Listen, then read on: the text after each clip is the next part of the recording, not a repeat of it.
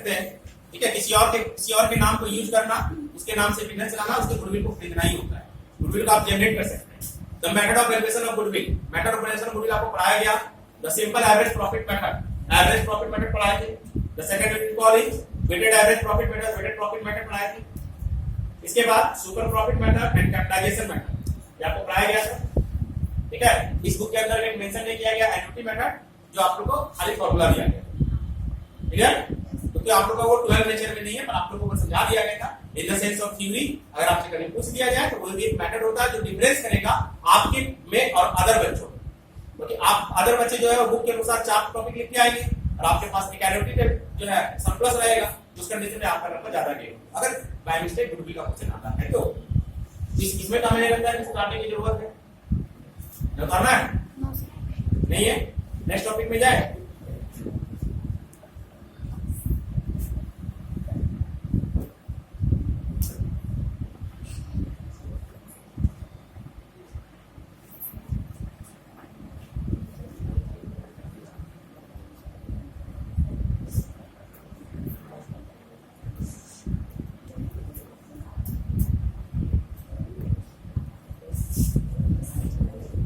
The third one is change in profit sharing ratio, clear।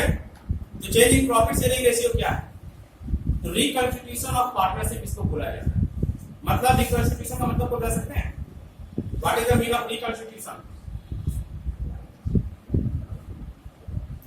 Anyone? नहीं मालूम है? हमने बोला था तो क्रिएट गुड। देखो कोई भी वर्ड यहाँ पर आप देखेंगे रिकंस्टिट्यूशन, कोई भी वर्ड को अगर आपको समझना है तो उस वर्ड को तोड़िए। दैट इज द री मतलब क्या होता है? फिर से कंस्टिट्यूशन मतलब निर्माण करना, ठीक है। तो किसी भी खाते को, किसी भी पार्टनरशिप फर्म को आप फिर से जब उसका निर्माण करते हैं that is called reconstitution, clear. कोई भी वर्ड जब भी आपको थ्योरी समझ में नहीं आया उस वर्ड को तोड़िए, उस वर्ड में ही आपका आंसर छुपा है, क्लियर। तो जब भी पार्टनरशिप अपने प्रॉफिट रेशियो को चेंज करते हैं, यानी क्या होता है change in profit sharing ratio, clear. जब भी प्रॉफिट शेयरिंग रेशियो को आप चेंज करते हैं उस कंडीशन में जो पार्टनरशिप फर्म का फिर से निर्माण होता है that is called reconstitution of partnership, clear. इसके अंदर में क्या आया?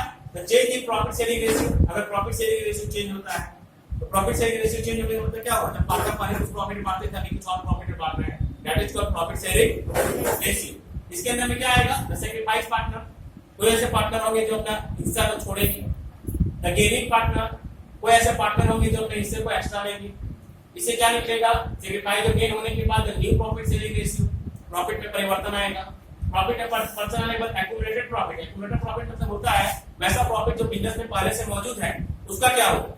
तो या तो उसको पार्टनर बांट लेंगे या तो उसको वापस एडजस्ट करेंगे, ठीक है।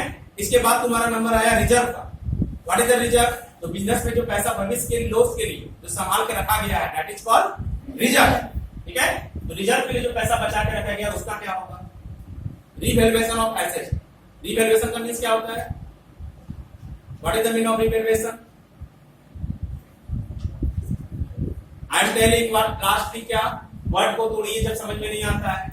Here is the revaluation. री मींस क्या हो गया? अगेन एंड वैल्यूएशन, फिर से वैल्यू लगाना। रीवैल्यूएशन ऑफ एसेट मींस क्या हुआ? एसेट का फिर से वैल्यू लगाना। अगर आप एसेट का फिर से वैल्यू लगाते हैं तो क्या होगा इससे कि आपके बिजनेस में जो एसेट का फिर से वैल्यू लगा है या तो वैल्यू बढ़ेगा या तो वैल्यू, अगर वैल्यू बढ़ेगा तो प्रॉफिट होगा और अगर वैल्यू घटेगा तो लॉस होगा। तो इस प्रॉफिट या लॉस को जो आप बांटेंगे दैट इज कॉल्ड, ये भी पार्टनरशिप के अंदर में चेंजिंग आएगा रिसीविंग होने के बाद। And the last one is called reassessment of liabilities. Reassessment का मतलब क्या हो गया? What is the meaning of reassessment? Where are the assets? Here is the assets. Restatement of liability. What is the meaning of assessment? What is pardon? Task. ठीक है। तो आपको कोई असाइनमेंट मिलता है, असाइनमेंट इज कॉल्ड असेसमेंट।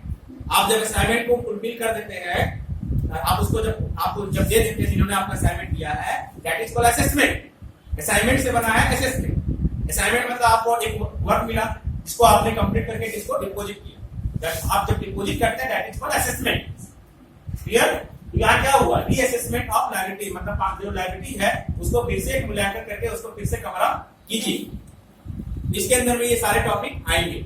इसके अंदर में आपके क्लास के अंदर आपको पढ़ा दिया गया है, ठीक है, कहां तक पढ़ा दिया गया है, new profit sharing ratio, accumulated profit भी हो गया है, रिजर्व भी हो गया है, यहां तक हो गया 9 नंबर टॉपिक तक आपके क्लास में, ठीक है। ये चैप्टर अभी आपका चल रहा है, इसके अंदर में थ्योरी कॉन्सेप्ट एक किया गया है। इसके अंदर आपको कुछ पूछना है तो आप पूछ सकते हो, क्योंकि बहुत सारे बच्चे बोल रहे हैं सर फर्स्ट क्लास आपका नहीं है।